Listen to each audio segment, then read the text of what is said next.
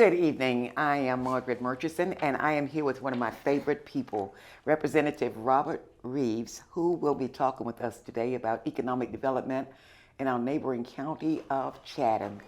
Good afternoon, Representative Good Reives. afternoon.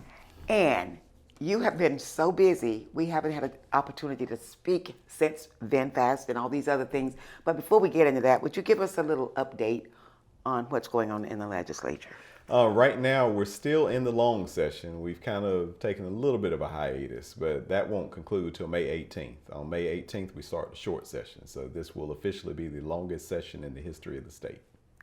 But just look at all the wonderful things you're doing there, doing this long session, all these things. So where do you see, the budget is all finished. Everything is Yes. done. Everything is done. So now our thoughts can turn to all this economic development for North Carolina. It seems like we're just bursting at the seams. The only thing I worry about is where we're going to put the people. We're still struggling with the housing situation. Yeah.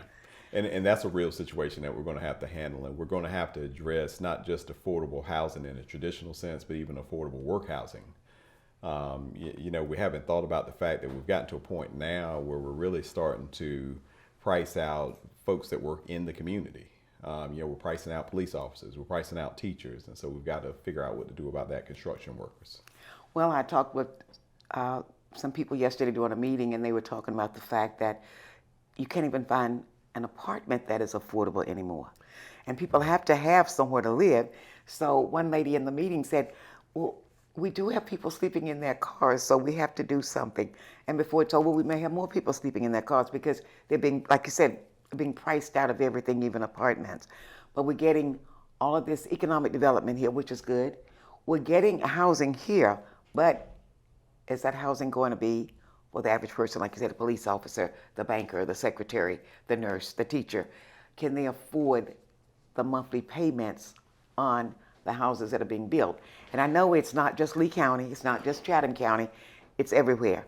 So I'm hoping that with all of this industry, new economic development that's moving in, that somebody's going to, after a while, come up with something. I think I saw where Durham just found the funds, or was it Chatham, for 72 affordable housing. Yes, I think that was a project in Durham, and actually one of my classmates from law school was heading up that process there. But yeah, Durham has really had a focus on that for years now. In fact, one of the bills I tried to push as part of the Durham delegation was a bill to allow Durham to give discounted housing to teachers. Unfortunately, the bill was not passed, but we definitely pushed forward. And I think we're going to have those type of innovative thoughts when it comes down to trying to handle the situation we have now. Because the other thing that happens is people think about homelessness and they think about what our old definition was, the people that they picture as homeless as people jobless, mental illness, But things that's of that not sort. it anymore. And you've got professionals that just can't find a place to stay. Raleigh,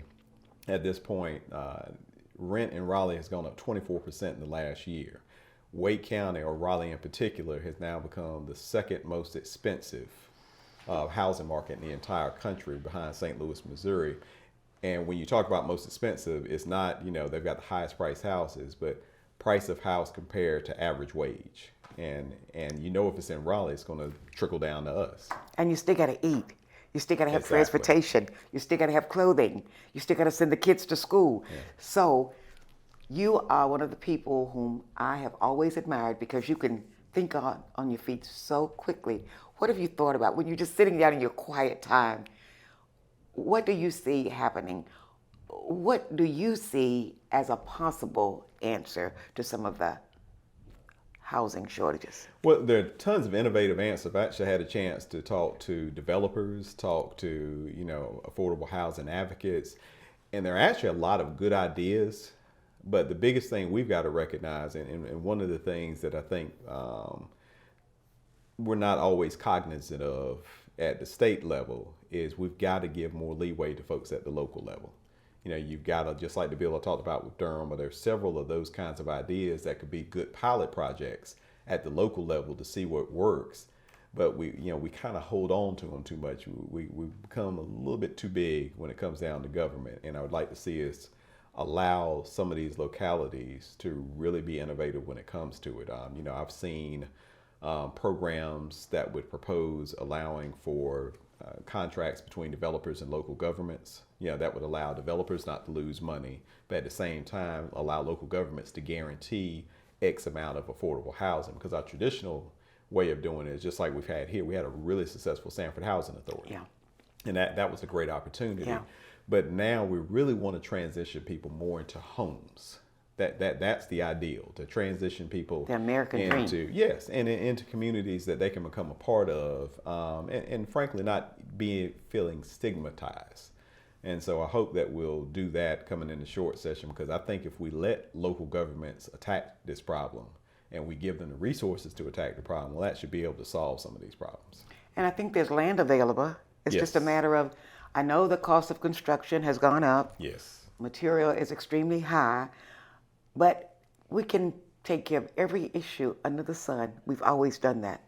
So I know there has to be a way to take care of the housing situation, because with all of this good economical work coming in, like VinFast, the people may have to drive a long ways to get here and then drive a long way back home in the evening because they don't have any suitable housing here, or any housing for that matter. Mm-hmm. They can't say, I'll go stay in a hotel, because a lot of the hotels have been used for people who just didn't have anywhere. I know some of the senior citizens have had to resort to asking for help to be put up in a hotel for a while. Well, summertime is coming, it gets extremely hot. People need a place to say, I've got a roof. Mm-hmm. So I know that, and knowing you and the group that you work with at the legislature, I know one day you're going to come up with this big announcement and you're going to say, he finally did it. He bought it. I knew he was going to do it. So I'm going to hold on to that. I got that. Okay, so tell us about VinFast. When we hear that name, it automatically sounds German. But anyway, the average person who maybe does not watch the news, or they don't listen to radio or watch TV or read a lot, maybe it escaped them. So tell us about VinFast. Well, VinFast is a Vietnamese company that is actually part of a larger Vietnamese corporation. They're a pretty amazing corporation, and so what they are strictly sticking on to are electric cars. And so they'll be like Tesla. They're not, bringing in hybrids. They're not doing oil and gas or fossil fuels or anything of that sort. They're strictly sticking to electric cars, and they're putting them at a different price point than Tesla, making them a little more affordable. And they're aggressive. And they're pretty impressive. The entire process of recruiting them to be here, they stayed on top of it. It wasn't one of those things where we kind of make a call and then 3 weeks later you get another call. I mean, it was going day and night. I give tons of credit to Secretary of Commerce, Michelle Sanders. She comes from the private sector, a former executive herself, and she really, really worked night and day because, of course, they're on a different time schedule than we are. And I had a chance to meet with a lot of their staff, I've had a chance to meet their CEO and all those folks. And it's really funny because the American side folks would tell you immediately, that's a different time zone. And so, they're getting calls at midnight, 2 o'clock in the morning, trying to get things handled. But they really worked hard, and they're an exciting group because they have been so successful in other areas. So again, this being part of a corporation that has known a lot of success, I think their ultimate owner understands how to get things done. And so not only are we getting an opportunity to have somebody like VinFast that does clean energy, but we're also with a company that knows how to get business done. When you talk to the group that they've put together to run the automobile section, I mean, these are folks who have really been accomplishing lots of other areas throughout the industry. They got folks from Honda, they got folks from Toyota. I mean, they've really put together a heck of a staff to run their automobile part. Have you had an opportunity to sit in one of these cars or actually rub your hand on it? I've rubbed my hand on it, did sit in it, and it was pretty cool. And they're nice looking cars too. That was the other thing I was really happy about. I mean, they're good looking cars, they're comfortable cars, look beautiful inside. And so I'm pretty excited for whenever they roll the first ones off the I can see you waving, hi, I'm in a new electric car. But I know that there was a lot of cooperation to bring this company here. It wasn't just Chatham or Durham or whatever. Mm-hmm. Everybody worked together, and I guess that's why everybody's so excited, because everybody feels like, I've got a little piece of this action too. I know the water was Sanford and Lee County, and then the land was Chatham County and all this other stuff. So everybody had a little part to play in this. So how long before it actually happened did you know about this? How long was people working on this? Well, I mean, I found out when they committed because I've been able to keep in touch. One of the people that you're talking about was part of the teams, Michael Smith, who was the economic developer down here in Wonderful Lee County person. and went up to Chatham County. But Michael, throughout everything, as long as we've had that site and as long as Michael's been in Chatham, and before him, we had two other economic developers who were the same thing. Kyle Touchstone was the economic developer when I first got there.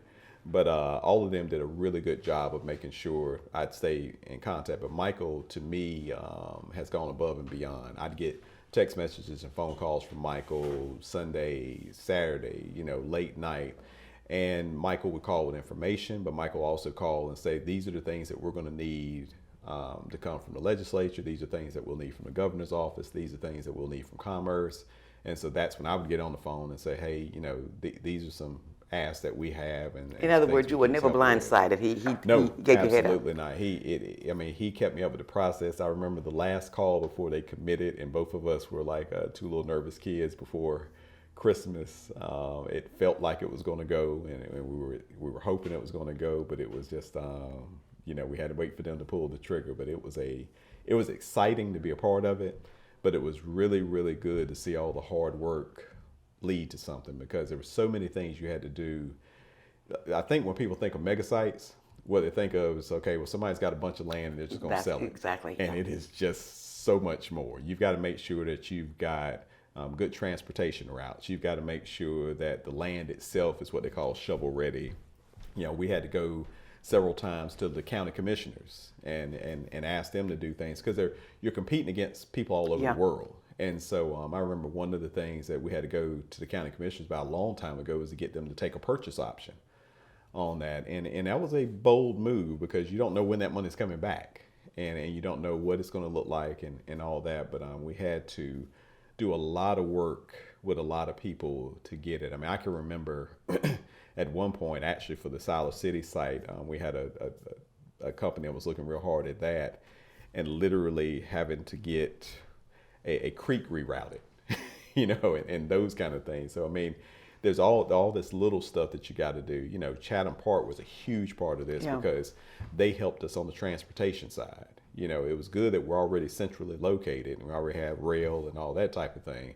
But it's something as simple as making sure that you've got a passway going through so that they're not jamming up traffic and all these things. So it was, Michael did a really good job of making sure that I stayed on top of everything that was going. Yeah, I missed him after he left here. John Dean's a very good person. Yes. Lee County. Yes. So I'd say both counties have very good economic development directors. Absolutely. And I know you have a stake in Chatham County. I like to say I have a stake in Chatham County because my mom's home. So it's so nice to know that this first time for North Carolina actually happened in Chatham County. Yes. And it doesn't hurt that we've got the airport here, all that. And that's something else. I mean, again, you don't think of those things, but getting the airport and then changing the name of the airport, which was the brainchild of a local businessman here. Those things matter. I remember talking to him, and I'm only not mentioning his name. I don't know if he'd want his name mentioned, and I remember when he was talking about his thought process, and he said that when we changed the name, when people would Google seeing if they had an airport, because they're not worried about going somewhere that's got a hub for a larger, they need to be able to fly their own personal planes in, and they would see Raleigh Executive Airport. And again, and when I talked to VinFast, in fact, I met with their CEO 2 days ago. And that was one thing she talked about, is knowing that the airport was right here so they could fly their people in back and forth, because right now they're visiting, every time they come, they're coming from Los Angeles and Sacramento to come visit us. Now, the good news is they're going to move here, and I encourage them to try Chatham County. But well, the first one who gets the house built, I'm sure. And with everything else, you have naysayers. yes. There have been naysayers. I've heard that economists from Duke and other places say negative things about, enough people are not going to buy an electric car. They don't know enough about them, or where are you going to get it? How many miles will it go, and all that. What do you say to naysayers when they Well, the say problem something? is, I mean, you run into this anytime there's a new industry. And I think the other thing that you've got to understand, there are people who are strongly invested in fossil fuels. And we run into this every time we would try to attack clean energy here in the state. At one point in time, North Carolina was either second or third in the country and its production of clean energy because we had the solar tax credits, things of that sort. And you just really get a lot of pushback and change. And so your question has got to be this: what's more likely 10 years from now?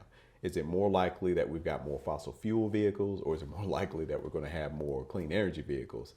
To me, I look at what industries do. Industries don't do things that aren't going to make them money. Exactly. Toyota has an electric battery plant here. Duke Energy is moving towards clean energy. VinFast is here now. Tesla has been wildly successful, so successful that their owner can now go buy Twitter. So what you got to ask yourself realistically is, if it looked like it was going to be something that wasn't going to make money, then why would all of these people who have been incredibly successful then turn around and invest in this technology? So to me, that answers the question. And it's going to always be that. I look at the airport. Yes. When they started talking about a new airport for Lee County. Yes. Oh boy, that's the worst thing people had ever heard. I think about the landfill. That was another thing that just raised up. And we've never had any problems. They've been wonderful additions to our community. And with this VinFast, you're now getting more industry there. Yeah. You're going to get Amazon. Is it? FedEx. Yeah, but you're getting a lot of the Chatham News and Record reported that they expected it to enlarge things by a factor of 7. That's the number of businesses that would come in to be able to be complementary to VinFast. At one point, Commerce projected, I think, $74 billion into the North Carolina economy over the next 10 years from this signing. So, VinFast is a big deal. And I think the other thing that's good about this is we really don't have a lot of skin in the game. When we were originally pursuing the Toyota plant that Alabama ended up getting from us, Alabama, if I recall correctly, and I'd have to go back and look, I didn't look in preparation for this, but I think Alabama ended up giving them about $3 billion in incentives when it came in. It was some number that was way north of what we were doing. And so my point being, the incentives that we've given to VinFast are incentives that actually go in the dirt. And what I mean, for instance, you and I had talked off camera about some of the things that are going at Central Carolina Community College. Incentives that are marked as VinFast monies are actually going to the community college.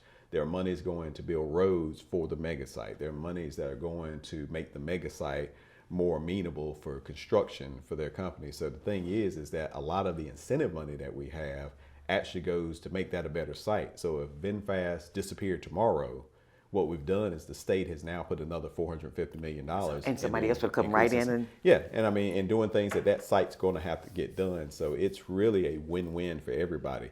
And the thing I give VinFast is they've got absolute confidence that not only are they going to be successful at this venture, they're planning to break ground pretty soon. It's up to them to tell the date, but they're planning to break ground pretty soon. They plan to have production very, very soon. And so when will training start? Training will start immediately. As soon as we can get facilities up to train, they're ready. So if there's somebody interested in working in VinFast, they might want to go ahead and see somebody at the community college right now. Growing up, I would have loved to have been living in a time when these kind of things were happening. Yeah. We had in the smaller industries here, and when we'd get a new industry, everybody would get so excited. But the things that are happening now, I'm working on the DPI committee about writing a portrait for the graduate. Mm-hmm. And there are so many things that they can include now that we couldn't have included many, many years ago. And when we have breakout sessions, I have heard so many of the people, we don't know each other because it's people from all walks of life serving on the board, but they all bring up VinFast. Yeah. And what it's doing for this area. No, it's exciting because, and the example everybody always uses is BMW, but VinFast has offered us opportunities that will actually make us unique. Again, going back to the community college has a facility that they're developing that will be one of the few in the country. There's an argument that certain things we're doing will make us the only in the country, but at least one of maybe 3 in the country to do what we do, and we have that opportunity partially because of the investment that VinFast will be putting in. Now, to their credit, Dr. Chapman had been working on this before VinFast ever became an issue, but getting VinFast now kind of gives them the cushion and the backstop to really get this program moving. So you get so many opportunities, and the biggest thing that you want is you want people to feel like they can stay. Biggest problem we had in Chatham County when I got in 8 years ago is 60% of our money was going out. and leaving the county. And so now, between VinFast, Chatham Park, Mosaic, we've got an opportunity to keep most of our money within Chatham County. In fact, if you're living in Chatham Park, you really never have a reason to leave Chatham Park. Once Mosaic's done, you're going to have movie theaters, you got a place to stay, you got green walks, you got all this stuff, and then you can just go 15 minutes, or not even 15 minutes from Chatham Park, and you're working over at VinFast. So literally, everything you want to do can be right there. And it really shocked me recently. I went to a dermatologist's office in Chapel Hill, and we came back through the new Chatham Park area. Yes. And my sister looked at me. I thought she'd lived all her life, and now she lives in Fayetteville. And she's, "What is this? Where are we now?" Yeah. We're in Chatham County, but if you don't travel it often, you're completely lost when you get there. I mean, it's just it's amazing. We just had a Hampton Inn that's going to open up there, and a fascinating CEO of the corporation that's running. It's like, the Hampton Inns aren't all just one corporation, and so the gentleman that runs that Hampton Inn has a real beautiful vision for what he wants this particular location to be, being the first hotel in Chatham County. But when I was there, and as much as I'm in Pittsburgh, it was still exciting to see. The Hampton Inn is going to be here, but then you've got all of these stores and offices and professional services that you just haven't had. And all of this is 5 minutes from downtown. So if you want to enjoy downtown Pittsburgh, you can enjoy downtown Pittsburgh. If you want to have something that feels a little more like a Cary Apex, you go right up the street in the Chatham Park and you've got it. And it's and the houses are beautiful. And the houses are something for everybody. Just like we talked about affordable housing, literally you can come with any income and you can get a place in Chatham Park. So this has been so interesting. Representative Reives, just one other question. With all of the improvements and development in Chatham County and in the area, what incentives or what do you tell the young people who are still students with all of this there, the sky is the limit for you? What do you tell them? What they need to do is make sure they're exposed. The really lucky thing that got me into law was having a teacher who saw something in me that got me into law.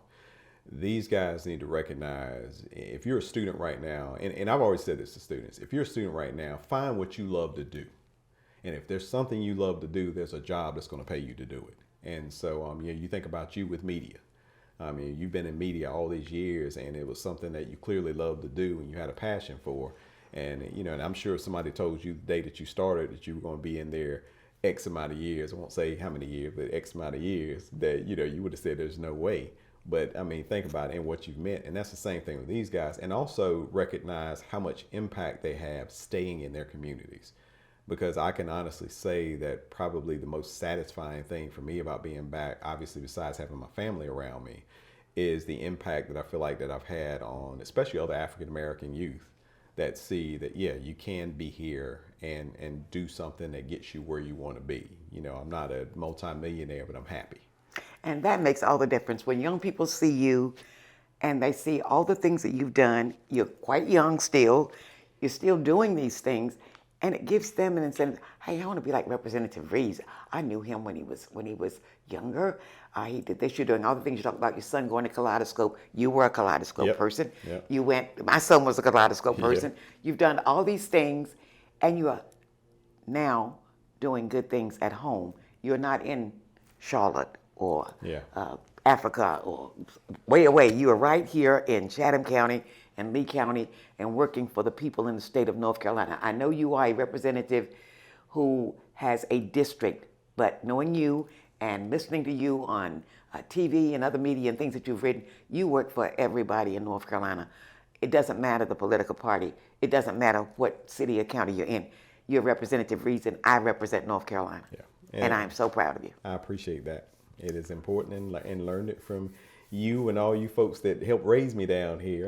Well, I like to think I had a little part in that. I like to think that. You definitely did, but it really does. I mean, it's amazing how watching people who give back to the community affects you, and it really did. Like, that's something I remember from growing up in church. I remember from, being around, the folks that would come over, for the, dinner or whatever it was. I mean, all of you cared about this community and cared about making things better for everybody else. And I hope that we stay focused on that, is that it's not just about us. because, you know, the way society is now can get you to a point where all you're focused on is get my house, my 2 kids, my car, and my picket fence. And what it's got to be is making sure everybody else has the opportunity to get the same thing. And they may not want what you want, but they need to have the opportunity to get it. And I know this is a little off the hook for you, but for those who are not aware, Representative Reives is a singer. He is a singer. He plays instruments. And when he got married, he sang "You Are My Sunshine." Is that the one it was? You Are So Beautiful to Me. It was actually a combination of the 2 songs. Yes. And in the choir, he was a soloist. And I can never forget on Christmas when you all sang the Temptations' Silent Night with Tiger with the lead role and you in the background. And those were great days. I try to tell the kids now at church, you know, Representative Reives, you know, Mr. Murchison from the school, they were in the choir, and even though they got tired of us making them go, they were here every Wednesday for youth meeting. And they're great memories, and that is something that you don't recognize until you get older, is how wonderful that was. And I keep in touch, like everybody, all of us that were in that youth group together, and all of us that were in that choir, we still keep in touch. You Which know, is Facebook, wonderful. cell phones, whatever it is, it is really cool. I just enjoy that. I still get a chance to talk to Miss Fowler sometimes, and you know, I've seen Mrs. Morgan, and it's just it's really good. So yeah, I would put my plug in to stay in the youth group, stay in the choir, and listen to people who make you do things that are a little uncomfortable for you. That's okay. But that you'll learn to love. Thank you very much. This has been a very pleasant evening. I was so tired before I came here, and after talking to you, I feel like I've got a little bit of lightness in my step now, so I can go home and actually cook dinner. So thank you very much. And then I'm sure your husband thanks me then. I'm sure he does. Thank you.